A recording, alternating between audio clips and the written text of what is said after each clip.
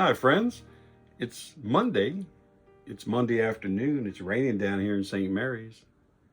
It's August 15th, 2022. If you look at the picture behind me, I want to thank my friend J.R. Long. He just takes the best pictures. So God bless you, brother. Thank you for allowing me to use your pictures. They're such a blessing in my heart. Loved ones, it's a brand new week we've been given by God to explore His Word together. So I'm going to start the week out by wrapping up our time with Psalm 23. And I just want to share that it makes my heart so happy to read your comments. And some of y'all are sharing these with other folks. Thank you for that. It's just amazing to me that folks are finding usefulness in these little recordings. So let me read the psalm in its entirety. Psalm 23. From the NIV, the New International Version. The Lord is my shepherd.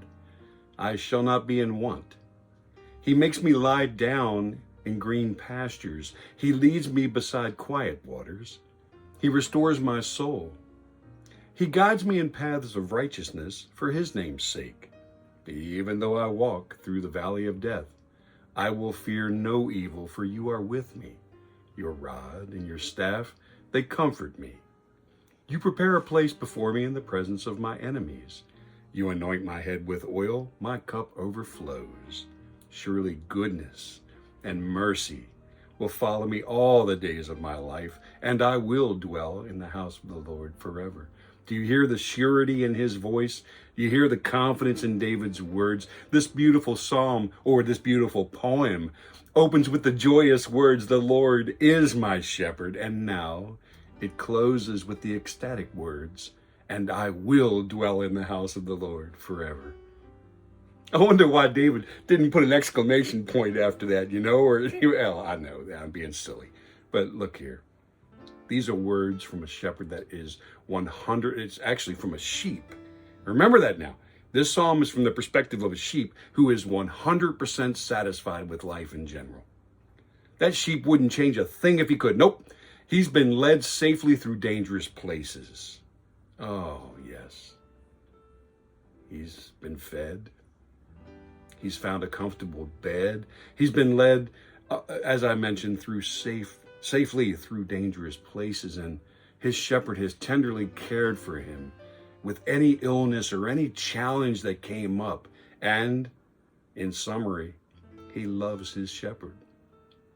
But on the shepherd's part, there's a lot of love too. He's developed this strong bond of affection with these woolly little cotton balls, and he would never think of parting with these little critters. These little animals are healthy, they're content, they're productive, and they're a delight to him. And these bonds will continue forever as long as life allows. Let's look quickly at one word in the final part of this psalm. And that word is house. It may have more meaning than what we just suspect at first. And normally we speak of the house of the Lord as the sanctuary or the church or wherever God's people gather together. And in one sense, that's true. And David may have had that in mind because remember, he wrote beautiful words in Psalm 122, verse 1.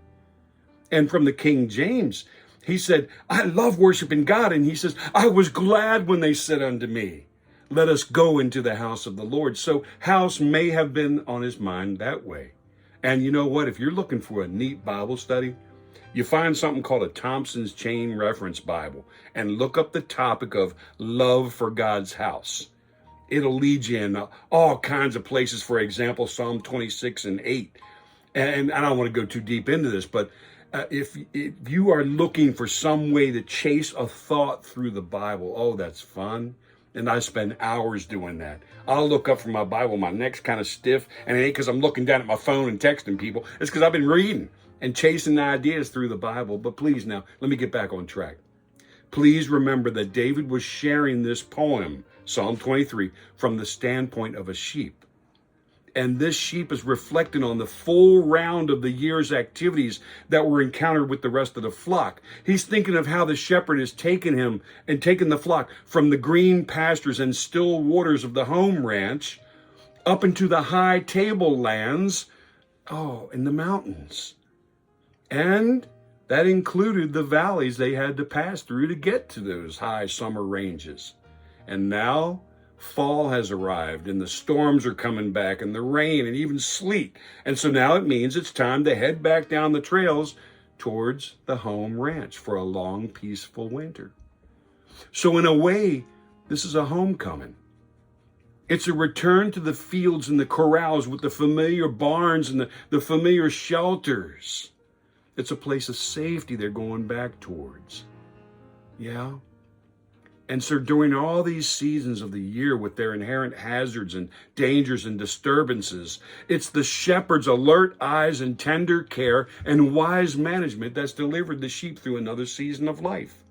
And it helps me understand the feelings of contentment that prompted David's words to say, I will dwell in the house of the Lord forever. Can you imagine with me now? Just take a little journey with me right now into my brain.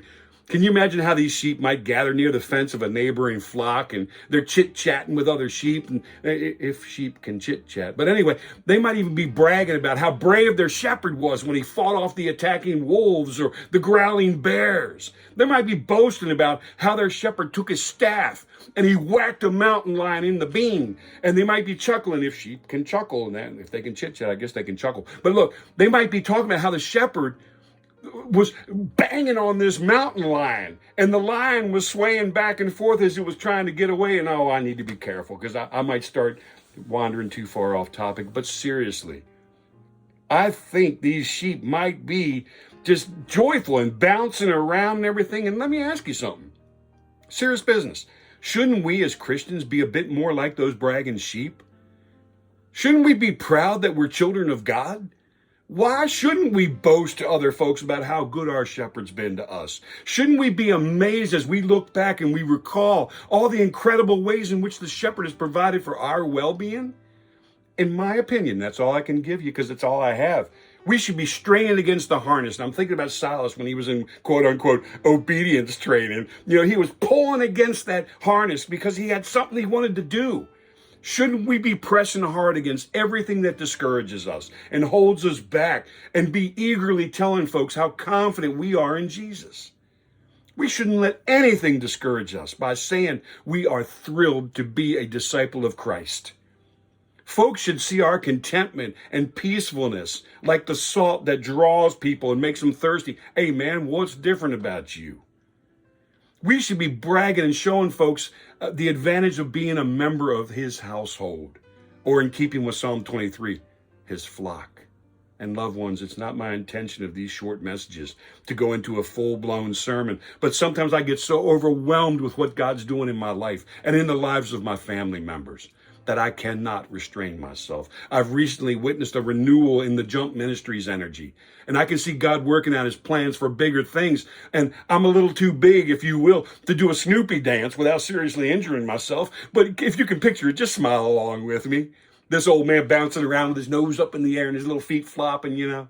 Well, look here, until next time, please take some time to reflect on Psalm 23. It's not only a comfort when a loved one passes on to glory and it's being read over the graveside. It's not just that. I think Psalm 23 is an example of appreciation for God's provisions on a daily basis. So until next time, love always, and I'll find something else to get into.